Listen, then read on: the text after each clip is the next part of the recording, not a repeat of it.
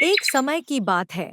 एक छोटे से गांव में रामू नाम का एक किसान रहता था। रामू बहुत मेहनती और ईमानदार किसान था। उसकी खेती अच्छी थी, लेकिन उसकी फसलें हमेशा कम होती थी। गांव के लोग उससे बात करते थे और उसकी मेहनत की तारीफ करते थे। अरे रामू भाई, तुम दिन भर खेत में मेहनत तो करते हो लेकिन तुम्हारी फसलें ज्यादा नहीं होती भाई। अच्छा बीज इस्तेमाल करो और देखो क्या होता है। अरे रामू बेटा, तुम बहुत अच्छा मेहनत करता है लेकिन तुम्हारी फसलें अच्छी क्यों नहीं होती?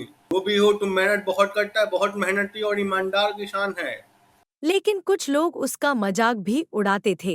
भैया आपको पता है जो रामू नहीं था अपने गाँव का, वो भाई मेहनत करता ही नहीं था और अभी रो रहा है कि मेरी फसलें नहीं हुई है। भाई बताओ, दिन भर सोता रहता है, कुछ करता है धरना है नहीं इसको, और इसके फसलें अच्छी होंगी क्या? अरे माता जी, ये कुछ करता ही नहीं है, ये सिर्फ सोता रहता है।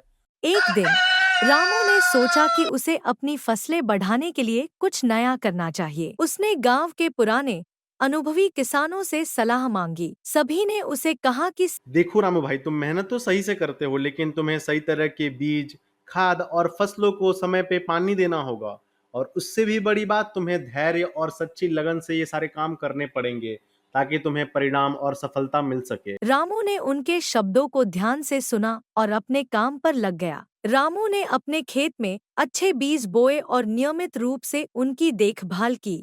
उसने अपनी फसलों को पानी देने, खाद डालने और समय पर निराई करने में कोई कसर नहीं छोड़ी। धीरे धीरे उसकी मेहनत रंग लाने लगी। उसकी फसलें बढ़ने लगी और जब फसल का समय आया तो उसकी फसल गांव में सबसे अच्छी थी। गांव के सभी लोग उसकी मेहनत को देखकर हैरान रह गए। अरे भैया, देखा क्या आपने कितनी ज्यादा रामू की फसलें हुई हैं? लग रहा है कुछ तो घोटाला है। हाँ भाई, मेरे को भी लगता है कुछ घोटाला है। इतना ज्यादा फसल कैसे हो सकती है किसी की? हो सकता है मेहनत भी हो रामू की। हाँ बेटा लोग, हाँ मेहनत ही होगी। अब गांव वाले उसकी तारीफ करने लगे और उसके पास आने लगे। उन्होंने समझा कि ईमानदारी, मेहनत और धैर्य से सब कुछ संभव है। अरे रामू भाई, बधाई हो बधाई। बस पूरे गांव में आपकी ही बातें चल रही हैं, कैसे आपने इतनी सारी फसलें उगा दी इस साल। अरे हाँ रामू भाई, बधाई हो बधाई भाई। आपने तो ये भी साबित कर दिया है कि मेहनत, लगन, धैर्य से सफलता पाई जा सकती है। आपने पूरे गांव को इससे सीख दे दी है। एक दिन गांव के कुछ धनी व्यापारी रामू के पास आए। उन्होंने रामू से कहा, क्या ये वही रामू का घर है जिसकी बातें पूरे गांव में चल रही हैं? हाँ रामू भाई, हम दोनों व्यापारी हैं और हम दोनों आपकी फसलें खरीदने आए हैं। सुने हैं कि आपकी फसलें बहुत ज्यादा हुई हैं और बहुत ज्यादा अच्छी क्वालिटी की भी हुई हैं, तो आप हमें बेच दो, आपको हम अच्छा मूल्य देंगे आपके फसलों के लिए।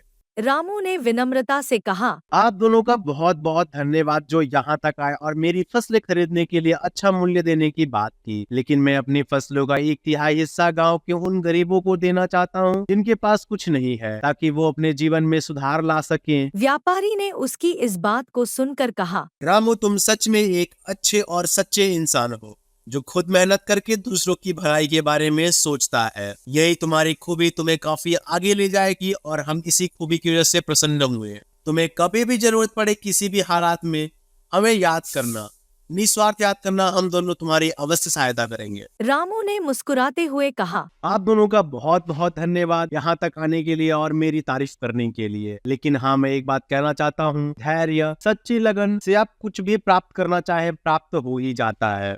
इस कहानी से हमें यह सिखाने को मिलता है कि मेहनत, धैर्य और दूसरों की मदद करने से हम न सिर्फ अपनी जिंदगी में सफलता प्राप्त कर सकते हैं, बल्कि समाज में भी एक अच्छा बदलाव ला सकते हैं।